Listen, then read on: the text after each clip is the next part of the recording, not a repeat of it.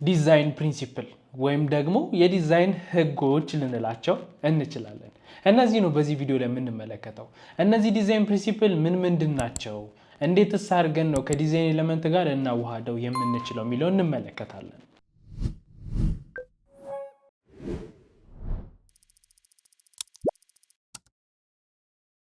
እንደተለመደው የዚህን ሞጁል ዶክመንት የመጀመሪያውን ሊንክ ነክታችሁ ዳውንሎድ ማድረግ ትችላላችሁ። ዳውንሎድ ካደረጋችሁ በኋላ ደግሞ ከኔ ጋር አብረን እንከታተላለን ማለት ነው። ዲዛይን ፕሪንሲፕልን እንደ ህግ ልታያቸው ትችላላችሁ፣ ወይም ደግሞ ዲዛይን ኤሌመንቶችን እንዴት አድርጋችሁ እንደምትጠቀሙ የሚመሯችሁ ነገሮች አድርጋችሁ ልታያቸው ትችላላችሁ። ለምንድን ነው የዲዛይን ፕሪንሲፕል ያስፈልገው? ኤሌመንቶቹን ዝም ብላችሁ ብትጠቀሙ አሊያም ደግሞ መጀመሪያ ከዚህ በፊት የነበረው የዲዛይን ኤሌመንት ቪዲዮ ላይ እንደጠቀስኩላችሁ ብሎኬቱን እንጨቱን ዝም ብላችሁ ብትሰሩበት ጥሩ የሆነ ቤት መስራት ትችላላችሁ? አትችሉም ማለት። ለምሳሌ አሁን ቤት ከመሰራቱ በፊት መሰረት መገንባት አለበት። መሰረቱ ከተገነባ በኋላ የተለያዩ ነገሮች ይደረጉበታል። እንጨቱ እንደዚህ ከተደረገ በኋላ እንደዚህ ይደረጋል፣ ብሎኬቱ ከተደረገ በኋላ ሲሚንቶ እንደዚህ ይደረግበታል ሲባል ወይም ደግሞ እነዚህ አይነት ህጎች ሲኖሩት ያ ቤት ጥሩ እንዲሆን ስለሚፈልግ ወይም ደግሞ በጥሩ መልኩ እንዲሰራ ስለሚፈልግ ነው። ዲዛይን ፕሪንሲፕልም ይሄ ነው። እነዛን ኤሌመንቶች ወይም ደግሞ እነዛን የዲዛይን ኤሌመንቶች እንዴት አድርጋችሁ ትሰሩታላችሁ፣ መቼ እንደዚህ መሆን አለበት፣ መቼ እዚህ ጋር መሆን አለበት የሚለውን ነገር ጋይድ ለማድረግ የተሰሩ ናቸው። እንደ ምሳሌ ምንም ማየት እንችላለን። ለምሳሌ ሙዚቃን ተመልከቱ። የሆነ ሙዚቃ ኖታ አለው አይደል? ወይም ደግሞ እነዚህ ነገሮች አሉት አይደል? እነዚህን እንደ ዲዛይን ኤሌመንት ብታዩዋቸው፣ ዲዛይን ፕሪንሲፕል የምንለው ደግሞ የቱ ጋር ከፍ ብላችሁ ወይም ድምጻችሁን ከፍ አድርጋችሁ እንደምትዘፍኑ ወይ ደግሞ እንደምትዘምሩ፣ የቱ ጋር ዝቅ እንደምታደርጉት፣ የምን ያህል እንደምትቆዩ ምናምን የሚለውን ነገር ጋይድ የሚደረግበት ወይም ደግሞ የሚመራበት ማለት ነው። ስለዚህ ዲዛይን ፕሪንሲፕል የምንለው የዲዛይን ኤሌመንቶችን እንዴት አድርጋችሁ እንደምትጠቀሙ ምን የምናደርግበት ነው፣ ወይም ደግሞ ምን የሚያደርጋችሁ ነው፣ ጋይድ የሚያደርጋችሁ ነው ማለት ነው። የዲዛይን ፕሪንሲፕልን ስንመለከት 7 አይነት የዲዛይን ፕሪንሲፕሎች አሉ። ከመጀመሪያው እንጀምር። ባላንስ ከስሙ መረዳት እንደምትችሉት ማመጣጠን ማለት ነው፣ ወይም ደግሞ የተመጣጠነ ነገር ማለት ነው። ለምሳሌ አንድ ዲዛይን ስትመለከቱት በአንድ በኩል ወይም ደግሞ ይህንን ኤግዛምፕል ልስጣችሁ። አንድ ባዶ ወረቀት ላይ በግራ በኩል ቴክስቱ በዝቶ እንደዚህ በግራ በኩል ቴክስቱ በዝቶ እዚህ ጋር ባዶ ቢሆን ምንድነው እንትን የሚላችሁ? ይሄ ባዶ ስፔስ ቢሆን ለሆነ ዓላማ ካልተቀመጠ በስተቀር ዲዛይኑ ባላንስድ አይደለም አይደል? ስለዚህ ያንን የዲዛይን ባላንስ ለማምጣት ምን ልታደርጉ ትችላላችሁ? ያንን ቴክስት እዚች ጋር ያለችዋን ቴክስት ወደዚህ ልታመጡት፣ አሊያም ደግሞ የሆነ አይነት ሼፕ ተጠቅማችሁ ወይም ደግሞ የሆነ ነገር ተጠቅማችሁ የታችኛውን ነገር ወይም የታችኛውን ባዶ ስፔስ ልትሸፍኑ ትችላላችሁ። ስለዚህ ያንን ባላንስ ለማምጣት የሆነ ነገር ታደርጋላችሁ። ወይም ደግሞ እዛ ቴክስት ጋር እዚህ ጋር የሆነ ኢሜጅ ከቴክስቱ ጋር በተያያዘ ወይም ደግሞ ከተጻፈው ነገር ጋር በተያያዘ የሚገልጽ ኢሜጅ ወይም ደግሞ ፎቶ ታስገባላችሁ። ስለዚህ ባላንስ የምንለው ነገር የምትሰሩት ዲዛይን ወይም ደግሞ ኤሌመንቶቹን ተጠቅማችሁ የምትሰሯቸው ዲዛይኖች ባላንስድ እንዲሆኑ ያደርጋል። ግን ባላንስ 3 አይነት ታይፖች አሉት። ወይም ደግሞ አንድን ባላንስ ለመስራት ስትፈልጉ ወይም ደግሞ ዲዛይናችሁ ባላንስ እንዲሆን ስትፈልጉ 3 አይነት ባላንሶች አሉ። ሴሜትሪካል፣ ኤሴሜትሪካል እና ራዲያል ባላንስ የምንላቸው አሉ። እነዚህ ባላንሶች ምን አይነት ባላንሶች ናቸው? ምንድን ናቸው? ሴሜትሪካል የምንለው ባላንስ በዚህም በኩል ያሉት ወይም ደግሞ በግራም በቀኝ የምትመለከቱት ተመሳሳይ ወይም ደግሞ ሁለቱም አንድ አይነት ሲሆኑ ሴሜትሪካል ልንለው ወይም ደግሞ የሴሜትሪካል ባላንስን ይፈጥርልናል። ኤሴሜትሪካል የምንለው ደግሞ በዚህና በዚህ በኩል የምትመለከቷቸው ነገሮች ተመሳሳይ አይደሉም፣ ግን ስትመለከቱት ዲዛይኑ ባላንስድ ከሆነ ኤሴሜትሪካል ልንለው እንችላለን። ራዲያል ባላንስ የምንለው ደግሞ ሴንተር አለው። ያቺ ሴንተር ከመሃል ተነስቶ እንደዚህ በክብ መልኩ እየሰራ የሚመጣ አይነት ራዲያል ባላንስ እንለዋለን ማለት ነው። ለምሳሌ አሁን እነዚህ ኢሜጆች ስትመለከቱ ሴሜትሪካል የምንለው እንደዚህ አይነት ሲሆን ነው። ኤሴሜትሪካል የምንለው ደግሞ ባላንሱ እንደዚህ አይነት ሲሆን ነው።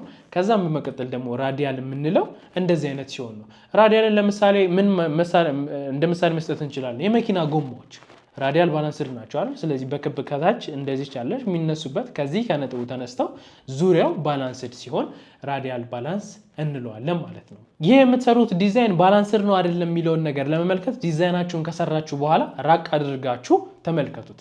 በመቀጠል ደግሞ ቀርብ ብላችሁ ተመልከቱት።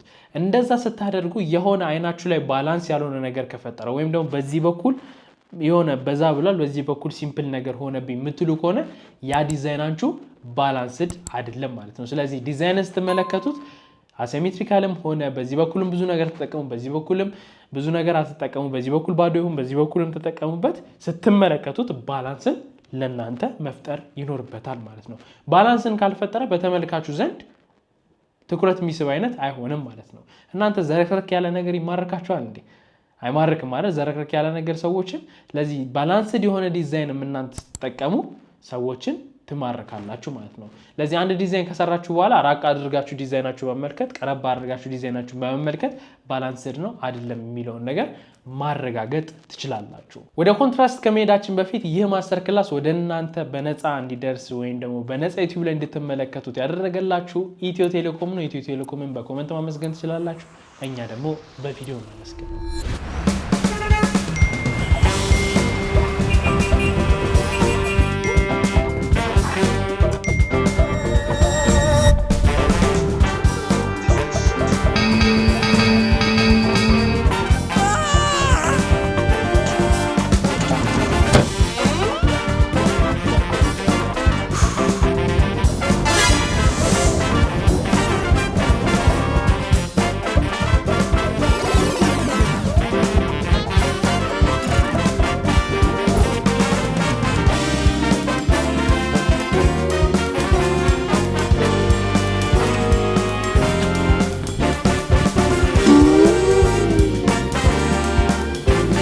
ፈጣኑ የኢትዮ ቴሌኮም ፋይበር ኔትወርክ በአስገራሚ ዋጋ 5 ሜጋባይት ፍጥነት ያለው ወርሃዊ የብሮድባንድ ጥቅልና የዲኤስቲቪ ጎጆ ፓኬጅ በአንድ ክፍያ በ929 ብር ብቻ። ስማርት ላልሆኑ ቲቪዎች ስማርት ስቲክ ቀርቧል። ኢትዮ ቴሌኮም እና ዲኤስቲቪ ያቀረቡት ፓኬጅ ይመርጡታል እንጂ አይታገሉትም። ኮንትራስት። ይህ ኮንትራስት ምንለው የዲዛይን ፕሪንሲፕል በተመልካቹ ላይ የሆነ አይነት ኢንተረስትን ከመፍጠር በተጨማሪ እዛ ዲዛይን ላይ ቁልፉ ነገር ምንድነው የሚለውን ነገርም አጉልታችሁ እንድትሰሩ የሚያስችላችሁ ነው። ለምሳሌ ኮንትራስትን በሶስት የተለያዩ መንገዶች ምን ልታረጉት ትችላላችሁ? ልትገልጹት ወይም ደግሞ ልታሳዩት ትችላላችሁ ዲዛይናችሁ ላይ።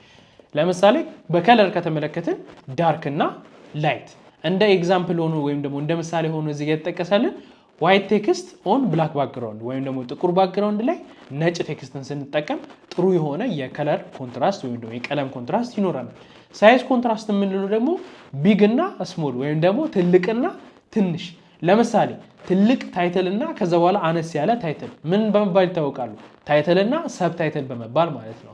ስለዚህ ትልቅና ትንሽን በሳይዝ ኮንትራስት ስታመጡት ይሄንን ይመስላል። ቀጣዩ ደግሞ ሼፕ ኮንትራስት የምንለው ነው። ለምሳሌ ጂኦሜትሪክ የሆኑ ሼፖች ከኦርጋኒክ ሼፖች ጋር ደባልቀን ልንጠቀም እንችላለን። ስለዚህ ከለር፣ ሳይዝ እና ሼፕን በመጠቀም ዲዛይናችን ላይ ኮንትራስት ማምጣት እንችላለን ማለት ነው። ቀጣይኛው የዲዛይን ፕሪንሲፕል ደግሞ ኤምፋሲስ የምንለው ነገር ነው።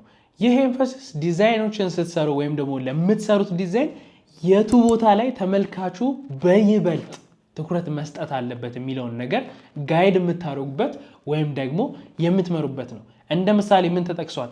ባይናው የሚሉ ወይም ደግሞ አሁኑኑ ግዙት ወይም ደግሞ አንዳንድ ጊዜ የአንድን ፕሮዳክት ፕራይሱን ለማሳወቅ ከተፈለገ ወይም ደግሞ ታላቅ ቅናሽ ተብሎ ሲታወቅ ሰው እዚህ ፕሮዳክት ላይ ታላቅ ቅናሽ እንዳለ ለማሳየት ስትፈልጉ ተለቅ ታደርጉታላችሁ ወይም ደግሞ ጋይድ ታደርጉታላችሁ ማለት ነው። ስለዚህ አንድ ዲዛይን ስትሰሩ ይህንን ኤምፋሲስ የሚባለውን የዲዛይን ፕሪንሲፕል መጠቀማችሁ እዛ ዲዛይን ላይ የት ቦታ ላይ ትኩረት መሰጠት አለበት የሚለውን ነገር እንዲወስን ወይም ደግሞ እናንተ ዲዛይኑ በራሱ ገና ሲመለከቱት ያንን ነገር ወይም ደግሞ ያ ትኩረት ሊሰጥበት የተፈለገውን ነገር በቀላሉ ሰዎች መረዳት እንድትችሉ ያደርጋል ማለት ነው። ይሄንን በአማርኛው ቃል ስናመጣው አጽንኦት መስጠት ልንለው እንችላለን። ለዚህ ይሄንን ነገር በምን ልታደርጉ ትችላላችሁ? በሳይዝ ወይም ደግሞ ሳይዙን ተለቅ አድርጋችሁ በማስቀመጥ በቀለም ወይም በከለር ልትለዩ ትችላላችሁ። ፕሌስመንት ወይም ደግሞ አቀማመጣችሁ እነዚህን ነገሮች ይወስኑታል ማለት ነው። ከዛ በመቀጠል ደግሞ ሌላኛው ዲዛይን ፕሪንሲፕል ሙቭመንት ነው ወይም ደግሞ እንቅስቃሴ። ያ እንቅስቃሴ ዲዛይናችሁ ላይ ምን ያደርጋል? ሰዎች ዲዛይናችሁን ሲመለከቱ ጋይድ ልታደርጉበት ትችላላችሁ። ይህ ሙቭመንት የምንለው ማለት ነው። ለምሳሌ የሆነ ምግብ ወይም ደግሞ የታሸገ ነገር ስትገዙ ልትሰሩበት የምትችሉት የሆነ ነገር ስትገዙ 1 2 3 እያለ ይዘረዝርላችኋል። ስቴፕ 1 ስቴፕ 2 ስቴፕ 3 መሆኑን የምታውቁት በምንድን ነው? 1 2 3 ተብሎ ይጻፍበታል አይደል? ካልጻፈበት በምን ልታውቁ ትችላላችሁ? ወይም ደግሞ ከዚህኛው ቀጥሎ ይሄኛው ስቴፕ ነው የሚለው በምን ልታውቁ ትችላላችሁ?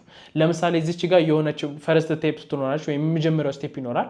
እንደዚህ ካደረጋችሁ በኋላ ቀጥሎ ቀስት አድርጎበት ሁለተኛው ደግሞ ይሄኛው፣ ከዛ ቀስት አድርጎበት ሶስተኛው ደግሞ ይሄኛው እያለ በላይ ምን ማድረግ ትችላላችሁ? ወይም ደግሞ አንድ ላይን ወይም መስመር በመስራት ምን ማድረግ ትችላላችሁ? የሚመለከተውን ሰው እንደዚህ አይነት እንቅስቃሴዎች ዲዛይናችሁ ላይ እንዲኖር በማድረግ ለዲዛይናችሁ ምን ትሰጡታላችሁ? ትርጉም ትሰጡታላችሁ ማለት ነው።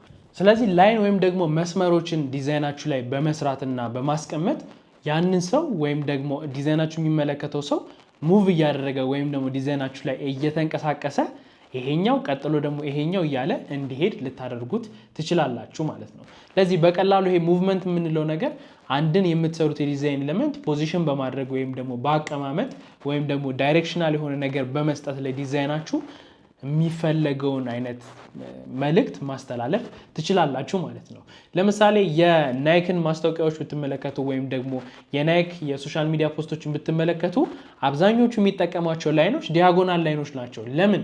ናይክ ከምን ጋር የተያዘ ስለሆነ ከስፖርት ጋር የተያዘ ስለሆነ፣ ስለዚህ ስፒድ እና ኢነርጂ አንድ ላይ እንደዚህ አይነት ፊሊንግ እንዲሰማቸው ስለሚያደርግ ማለት ነው። እዚህ ጋር መሳሳት የሌለባችሁ ነገር ሙቭመንት የምንለው የዲዛይን ፕሪንሲፕል የሚንቀሳቀስ ነገር አይደለም። የሚንቀሳቀስ ነገር ሳይሆን ሰዎች ሲመለከቱት በአይናቸው ሲያዩት ሙቭመንት የሚለውን ነገር ፊል እንዲያደርጉት ወይም ደግሞ እናንተ ሳትናገሩ ለምሳሌ ዳይሬክት ልታደርጓቸው ትችላላችሁ። ያንን ዳይሬክት የምታደርጉበት መንገድ በራሳቸው እንዲያውቁት ስታደርጉ ማለት ነው። ለአንድ የግራፊክ ዲዛይን ትልቁ የሚባለው ስኪል እነዛ ሰዎች ዲዛይኑን ሲመለከቱት ያለ ማንም እርዳታ መረዳት ከቻሉ በቃ የተሰራው ዲዛይን ትክክለኛ የሆነ ግራፊክ ዲዛይን ነው ልንለው እንችላለን ማለት ነው። ከዛ ቀጣዩ ደግሞ ሪትም የምንለው ነገር ነው። ይህ ሪትም የምንለው ነገር አንድን ኤሌመንት ኮንሲስተንትሊ ወይም ደግሞ በተደጋጋሚ ስትጠቀሙት ማለት ነው። ያንን ሪትም በተደጋጋሚ መጠቀማችሁ ምን ሊያደርግ ይችላል? የሆነ ፍሎ እንዲኖረው ወይም ደግሞ የምትሰሩት ዲዛይን የሆነ ሂደት እንዲኖረው ሊያደርግ ይችላል። ሁለት አይነት ሪትሞች አሉ አይደል? እዚህ ጋር እንደምትመለከቱት ሬጉላር ሪትም እና ፕሮግሬሲቭ ሪትም የምንላቸው አሉ። ሬጉላር የምንለው ተመሳሳይ የሆነ አይነት ወይም ደግሞ የማይጨምር የማይቀንስ አይነት ተመሳሳይ የሆነ ኤሌመንት ስትጠቀሙ ሬጉላር እንለዋለን። ያ ማለት ለምሳሌ መስመሮችን ስትጠቀሙ እነዚህ መስመሮች በእኩል በማላቸው ያለው ክፍተት እኩል እየሆነ ደጋግማችሁ የምትጠቀሙት ሲሆን ሬጉላር ሪትም እንለዋለን። ፕሮግሬሲቭ ሪትም የምንለው ደግሞ ለምሳሌ እየጨመረ የሚመጣ አይነት ላይን ከሆነ የተጠቀማችሁት ላይን ያንን ለማየት ምን ማድረግ እንችላለን? የስልካችሁ የኔትወርክ ባር የለችም? ያንን ፕሮግሬሲቭ ሪትም እንለዋለን። እየጨመረ የሚመጣ ላይን ማለት ነው። እኩል ናቸው አይደለ? እንትኖቹ ላይኖቹ ወደ ጎን ያላቸው ስፋት ምናምን እኩል ነው አይደል? ሼፓቸውም አንድ አይነት ነው። ስለዚህ እየጨመረ ሲመጣ ምን እንለዋለን? ፕሮግሬሲቭ ሪትም እንለዋለን። ሬጉላር ሪትም ግን የምንለው የጨመረ መቀነስም ሳይሆን ወጥ የሆነ ወይም ደግሞ አንደኛው ከአንደኛው የማይለይበት በእኩል ርቀት ላይ ሲቀመጡ ወይም ደግሞ እነዚህ አቀማመጣቸው ሪትሙን ጠብቆ ሲቀመጥ ማለት ነው። ስለዚህ ሬጉላር እና ፕሮግሬሲቭ ሪትምን በመጠቀም ጥሩ የሆኑ ዲዛይኖችን ልንሰራ እንችላለን ማለት ነው። ለምሳሌ አሁን ይህ የኔትወርክ እንደምታዩት ወጥ ቢሆንስ ምን ፊል ታደርጋላችሁ እናንተ? ኔትወርኩ እዚህ ጋር ሲሆን ኦኬ እዚህ ቦታ ኔትወርኩ ጥሩ ነው፣ እዚህ ጋር አሪፍ የሆነ ኔትወርክ አለ ትላላችሁ። ወደታች እየቀነሰ ሲመጣስ እዚህ ጋር ያለችው ኔትወርክ ትንሽዬ ነች። እንደዚህ አይነት ፊሊንግ አይፈጥርባችሁ? ያ ማለት ነው ሪትም የምንለው ነገር። ወደ ቀጣዩ ወደ ፕሮፖርሽን ከመሄዳችን በፊት የዚህ የግራፊክ ዲዛይን ማስተር ክላስ ስፖንሰራችን የሆነው ኢትዮ ቴሌኮምን እናመስግን።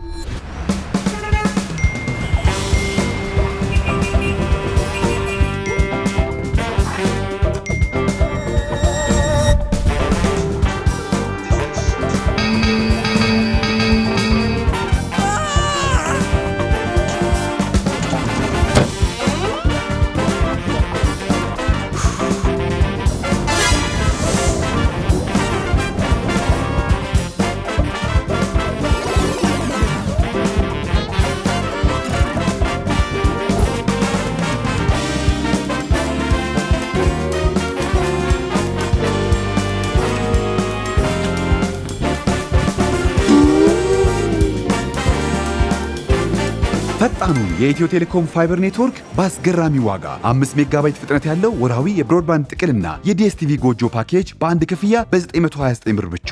ስማርት ላልሆኑ ቲቪዎች ስማርት ስቲክ ቀርቧል። ኢትዮ ቴሌኮም እና ዲኤስቲቪ ያቀረቡት ፓኬጅ ይመርጡታል እንጂ አይታገሉትም። ፕሮፖርሽን የምንለው የዲዛይን ፕሪንሲፕል ደግሞ የምንጠቀማቸውን የተለያዩ የዲዛይን ኤሌመንቶች ያላቸውን ወይም ደግሞ በመካከላቸው ያለውን ግንኙነት የሚወስንልን ነገር ነው። እንደ ምሳሌ ምንም መጠቀም እንችላለን። ለምሳሌ አንድ የምትመለከቱት ፖስተር ላይ ሊሆን ይችላል የምትመለከቱት ዲዛይን ላይ የዛ ዲዛይን ታይትል ነው እንድትሉ የሚያደርጋችሁ ምንድን ነው? ተለቅ ብሎ መቀመጡ አይደለ? ይሄኛው ደግሞ ሰብታይትል ነው እንድትሉ የሚያደርጋችሁ ምንድን ነው? ከታይትሉ ስር አነስ ብሎ መቀመጡ ያንን ሰብታይትል እንድትሉት፣ ተለቅ ብሎ መቀመጡ ደግሞ ታይትል እንድትሉት ያደርጋል ማለት ነው። ስለዚህ ይሄ ፕሮፖርሽን የምንለው ነገር የምትጠቀማቸው የዲዛይን ኤሌመንቶች በመካከላቸው ያለውን ግንኙነት የምታስተካክሉበት ወይም ደግሞ የምትሰሩበት መንገድ ነው። ለዚህ ታይትሉን አንብቦ ወደ ሰብታይትሉ እንዲሄድ ከፈለጋችሁ አንድ ሰው ምንድን ነው የምታደርጉት? ታይትሉን ታጠልቁትና ወደ ሰብታይትሉ እንዲሄድ ታደርጋላችሁ ማለት ነው። ለዚህ ፕሮፖርሽን የምንለው ነገር የምትጠቀማቸው የዲዛይን ኤሌመንቶች አሉ። እነዚ የዲዛይን ኤሌመንቶች የምታስቀምጡበት መንገድ ማለት ነው። ለዛ ምሳሌ የሚሆንልን ደግሞ ምን ጊዜም አንድን ዲዛይን በጎልደን ሬሾ አማካኝነት ከሰራችሁት ምን ጊዜም ዲዛይኑ ሁል ጊዜ ማንም በሚመለከተው ዲዛይን ላይ ጥሩ የሆነ ፊድባክን ልታገኙበት ትችላላችሁ ማለት ነው። የጎልደን ሬሾ የምንለው የማቴማቲካል ሬሾ ነው። እነዚህን የጎልደን ሬሾች ደግሞ በመጠቀም ብዙ ዲዛይኖች ወይም ደግሞ ብዙ አርማዎች ጥሩ በሆነ መልኩ ተሰርተዋል። ለምሳሌ የትዊተር ሎጎ ብትመለከቱት በጎልደን ሬሾ አማካኝነት ነው የተሰራው። ልክ እዚህ ጋር እንደምትመለከቱት የፔፕሲ። ስለዚህ ጎልደን ሬሾን በምትሰሩት ዲዛይን ላይ መጠቀማችሁ ምን ጊዜም ጥሩ የሆነ ዲዛይን መስራት እንድትችሉ ያደርጋቸዋል። ይህንን ጎልደን ሬሾ እንደ ቲፕ መቼ ልትጠቀሙ ትችላላችሁ? አንድን ዲዛይን እንዴት ልስራው ብላችሁ በጣም የምትቸገሩ ከሆነ ይህንን የጎልደን ሬሾ በመጠቀም ያንን ዲዛይን መስራት ትችላላችሁ ማለት ነው። ስለዚህ ይህ የጎልደን ሬሾ መቼ ትጠቀሙበታላችሁ? በጣም ስትቸገሩበት። እኔ ያንን ስለማድረግ ነው። በጣም ስቸገር ጎልደን ሬሾን ተጠቀሚ የሆነ ዲዛይን እሰራለሁ ማለት ነው። ስለዚህ ማንኛውም ሰው ይህንን የጎልደን ሬሾ ወይም ደግሞ ጎልደን ሬሾን ተጠቅማችሁ የምትሰሩትን ዲዛይን ሲመለከት ጥሩ የሆነ ፊድባክ ይኖረዋል ማለት ነው። ወይም ደግሞ ጥሩ የሆነ የዲዛይን መልእክት ልታስተላልፉበት ትችላላችሁ። ከዛ በመቀጠል ደግሞ ዩኒቲ ወይም ደግሞ ሃርመኒ የምንለው የዲዛይን ፕሪንሲፕል እንመልከት። ይህ ዩኒቲ ወይም ደግሞ ሃርመኒ የምንለው የዲዛይን ፕሪንሲፕል አንድን ኤሌመንት ተጠቅማችሁ ስትሰሩ ወይም ደግሞ ሁሉንም ኤሌመንት ተጠቅማችሁ ስትሰሩ እርስ በርስ ይመጣጠናሉ ወይ፣ ይሄኛው ከዚህ ጋር አብሮ ይሄዳል ወይ፣ ይሄኛው ከዚህ ጋር አብሮ ይሄዳል አይሄድ የሚለውን ነገር የምትወስኑበት ነው። ወይም ደግሞ አንድ ዲዛይን ላይ የተጠቀማችኋቸው ኤሌመንቶች አሉ። እነዛ ዲዛይን ኤሌመንቶች አብረው ይሄዳሉ ወይ፣ ተስማምተው ይሄዳሉ ወይ የሚለውን ነገር የምታረጋግጡበት የዲዛይን ፕሪንሲፕል ነው። ለምሳሌ ይህንን ነገር በይበልጥ የሚጠቀመው ብራንድ ጎግል ነው። የጎግልን ብዙ ሰርቪሶች ልታዩ ትችላላችሁ። ለምሳሌ ካላንደር አለው፣ ጂሜል አለው፣ ዩቲዩብ ራሱ የጎግል ነው። እንዲሁም የተለያዩ አይነት ይሄ ጎግል ሚት የምትሏቸው እነዚህ የጎግል ፕሮዳክቶች ናቸው። እነዚህ የጎግል ፕሮዳክቶች የጎግል ፕሮዳክት መሆናቸውን ለማሳወቅ ምን ልትጠቀሙ ትችላላችሁ? ለምሳሌ ቀለማቸውን አንድ አይነት ልታደርጉ ትችላላችሁ። በቅርጽ ወይም በሼፕ ቢለያዩ ቀለሙን አንድ አይነት ልታደርጉ ትችላላችሁ። ፎንቱን አንድ አይነት ልታደርጉ ትችላላችሁ። ስታይላቸውን ወይም የሚጠቀሙትን ስፔሲንግ አንድ አይነት ልታደርጉ ትችላላችሁ። ስለዚህ ዩኒቲ ወይም ደግሞ ሃርመኒ የምንለው ነገር ምንድን ነው? አንድ ብራንድ የተለያዩ አይነት አገልግሎቶች፣ ሰርቪሶች ወይም ደግሞ ፕሮዳክቶች ቢኖሩት እነዛ የዛ ብራንድ መሆኑን የምታሳውቁበት መንገድ የምትወስኑበት ነው ማለት ነው። እንዳልኳችሁ በከለር የጎግልን በከለር ታውቁታላችሁ። ዌብሳይታቸው ላይ ወይም ደግሞ ማስታወቂያቸውን ስትመለከቱ አሊያም ፕሮዳክታቸውን ስትመለከቱ የጎግል እንደሆነ እንዲሰማችሁ ያደርጋል።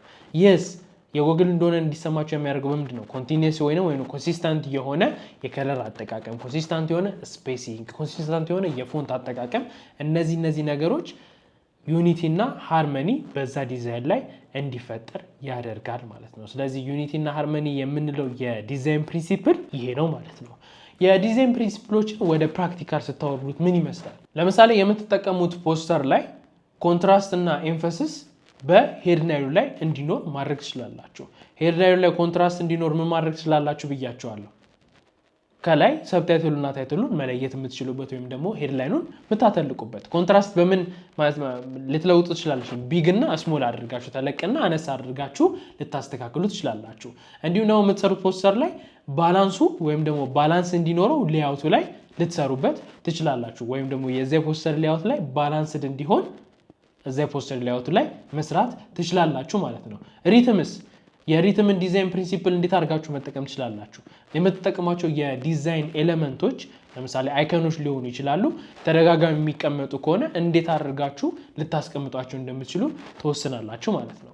ዌብሳይቶችን በምትጠቀሙ ሰዓት ምንም ባላንስ ማድረግ ሊያስፈልግ ይችላል። ዋይት ስፔስ እና ቴክስቶችን ባላንስ ልታደርጉ ይገባል። ለምን? ዌብሳይትን ሰው ሲጠቀም ምን ማድረግ ይኖርበታል? መረዳት ይኖርበታል አይደለ?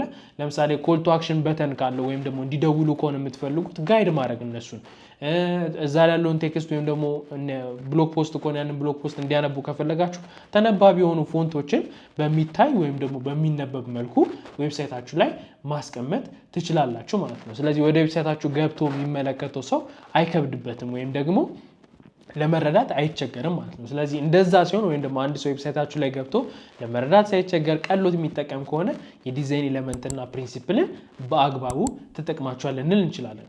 ሎጎዎች ላይስ ፕሮፖርሽን እና ባላንስ እንዲፈጠር በማድረግ ጥሩ የሆነ ወይም ደግሞ ታይምለስ ጊዜ የማይሽረው አይነት ሎጎ መስራት ትችላላችሁ። የትዊተርን የወፏን አይከን እንደ ምሳሌ መጠቀም እንችላለን። ፕሮፖርሽን እና ባላንስን ክሬት ለማድረግ ወይም ደግሞ ክሬት ያደርጓል ተብሎ የሚታሰቡ ሎጎዎች ውስጥ አንዱ ይሄ የትዊተር ሎጎ ነው ማለት ነው። ቁልፍ የሚባሉ ነገሮች አሉ የዲዛይን ፕሪንሲፕል ላይ። እስቲ እንመልከታቸው እነሱ። ከዲዛይን ፕሪንሲፕል ቁልፍ አድርጋችሁ ልትወስዷቸው ከሚገቡ ነገሮች አንዱ የዲዛይን ፕሪንሲፕል ለምትጠቀሟቸው የዲዛይን ኤሌመንቶች ስትራክቸር ወይም ደግሞ ጥሩ የሆነ መዋቀር እንዲኖረውና ትርጉም እንዲኖረው ያደርጋል ማለት ነው። ስለዚህ ዲዛይን ኤሌመንትን ዝም ብላችሁ አይደለም የምትጠቀሙት። ምን በማድረግ ዲዛይን ኤሌመንትን የዲዛይን ፕሪንሲፕልን በመጠቀም ጥሩ የሆነ ዲዛይን መስራት እንድትችሉ ያደርጋችኋል ማለት ነው። እነዚህ አሁን የተመለከትናቸው እንደ ባላንስ፣ ኮንትራስት፣ ሙቭመንት፣ ኤምፋሲስ፣ ሪትም፣ ፕሮፖርሽን ያሉና ዩኒቲ ያሉ የዲዛይን ፕሪንሲፕሎች በዲዛይን ላይ ዩኒቨርሳል የሆኑ ሩሎች ልንላቸው እንችላለን ማለት ነው። ስለዚህ እነዚህን የዲዛይን ፕሪንሲፕሎች በመከተል ጥሩ የሆኑ ዲዛይኖችን ልትሰሩ ትችላላችሁ። ምንን ተጠቅማችሁ? የዲዛይን ኤሌመንቶችን ተጠቅማችሁ ማለት ነው። ስለዚህ የዲዛይን ፕሪንሲፕልን ሁል ጊዜ ተጠቅማችሁ ሰራችሁ ማለት ምን ማለት ነው? ጥሩ የሆነ ዲዛይን ሁል ጊዜ መስራት ትችላላችሁ ማለት ነው። ከዛም በተጨማሪ ደግሞ ጥሩ የሚባሉ ዲዛይኖች ሁሉንም የዲዛይን ፕሪንሲፕሎች ተከትለው የሚሰሩ አይደሉም። ከዛ ይልቅ ምን የሚያደርጉ ናቸው? ለምሳሌ በምትሰሩት ዲዛይን ላይ ሁለቱን ባላንስ እና ኮንትራስትን ብቻ መጠቀም ሊኖርባችሁ ይችላል። ስለዚህ እንደምትሰሯቸው ዲዛይኖች ዲዛይኑ እንደሚሰጠው መልእክት ወይም ደግሞ እንደሚያስተላልፈው መልእክት የምትጠቀሙት የዲዛይን ፕሪንሲፕልም ይወሰናል ማለት ነው። ለዚህ የዲዛይን ፕሪንሲፕሎች ምንድነው? የሆነ ዲዛይን ከመስራታችሁ ኦኬ እነዚህን በሙሉ መጠቀም አለብኝ ብላችሁ አይደለም የምትሰሩት ማለት ነው። ልክ ለዲዛይን ኤሌመንት ላይ እንደተመለከት ነው እዛ ላይ ያለውን የዲዛይን ኤሌመንት የምትጠቀሙበት መንገድ ከዚህ ላይ ከሰባቱ ሁለቱን ልትጠቀሙ ትችላላችሁ ማለት ነው። ለዚህ እነዚህን ነገሮች ተማራችኋቸው ወይም ደግሞ አወቃችሁ ማለት ግዴታ ሁሉንም ዲዛይናችሁ ላይ መስራት ወይም ደግሞ ተግባራዊ ማድረግ አለባችሁ ማለት አይደለም። ምክንያቱም የምትሰሩት ዲዛይን አንድ የምትሰሩት ዲዛይን ሌላ ሊሆን ይችላል፣ ይሄኛው የምትሰሩት ዲዛይን ሌላ ሊሆን ይችላል እና እነዚህ ዲዛይኖች የሚገቡበት ወይም ደግሞ የሚቀመጡበት የራሳቸው የሆነ ትርጉምና የራሳቸው የሚሰጡት መልእክት ስላለ ያንን መቼ መጠቀም አለብኝ የሚለውን ነገር አስባችሁ እንድትወስኑ ተብሎ ነው እነዚህ ነገሮች ዲዛይን ላይ የተቀመጠው ማለት ነው። የዲዛይን ፕሪንሲፕል እንግዲህ ይህንን ይመስላል። የዲዛይን ኤሌመንትን አይተናል፣ የዲዛይን ፕሪንሲፕልን ተመልክተናል። የግራፊክ ዲዛይን ማስተር ክላስ ፌዝ 1 እዚህ ላይ ያበቃል። ቀጣይ ላይ በግራፊክ ዲዛይን ማስተር ክላሱ ፌዝ 1 ላይ ምን ምን ነገሮችን አይተናል፣ ከዛ በኋላ ደግሞ ፌዝ 2 ላይ ምን ምን ነገሮችን መጠበቅ አለባችሁ የሚለውን ከእናንተ ጋር እንመለከታለን ማለት ነው። እዛ ቪዲዮ ላይ አገኛችኋለሁ።